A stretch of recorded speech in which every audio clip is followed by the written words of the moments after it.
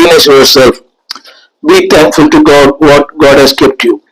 தேவன் உங்களை எங்கே வைத்திருக்கிறாரோ அதுல நன்றியாயிருங்கள். உங்களையே நீங்கள் அன்பாலே தாழ்த்தி கொள்ள வேண்டாம். தாழ்த்த இடத்துல தாழ்த்தி கொள்ளுங்கள். Don't recognize yourself. தேவன் உங்களை அங்கீகரித்திருக்கிறார். எனவே அந்த அங்கீகாரத்தோடு இருங்கள். இரண்டாவது, நீங்கள் ராஜாவின் அரண்மனை இருக்கு என்ற உணர்வு இருக்கட்டும். You are the king's palace. இரண்டாவது, நீங்கள் ராஜாவுக்கு பயன்படுகிற ஒரு பாத்திரம்.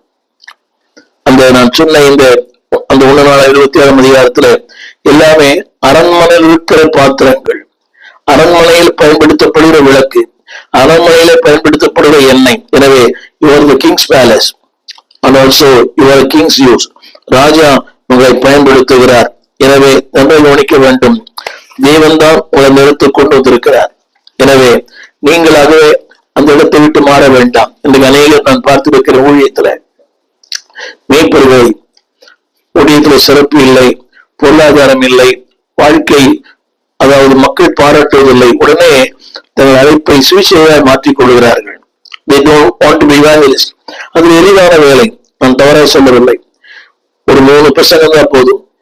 கேட்கிற மக்கள் வேற, ஜனங்கள் வேற, நல்ல வரவேற்பு, நல்ல ஆதாரம், நல்ல காணிக்கை, அது போதும். சிலரை பார்க்கிறேன், they are called to be evangelists. அவர்களுடைய ஊழியமே சுவிசேஷ ஊழியம். இறங்கிறாங்க, மற்ற மேய்ப்பர்களை பார்த்து அவர் சிறப்பா இருக்கிறார், இவர் சிறப்பா இருக்கிறார், அவர் வசதி ஆயிட்டார், உயர்ந்துட்டார், நான் ஏன் அப்படி மாறக்கூடாது என்று தாங்களே மேய்ப்பர்களாய் மாற்றிக் கொள்கிறார்கள். அப்படி ஊழியம் ஆரம்பித்த அநேக ஊழியங்கள் இன்றைக்கு ஒன்றும் இல்லை.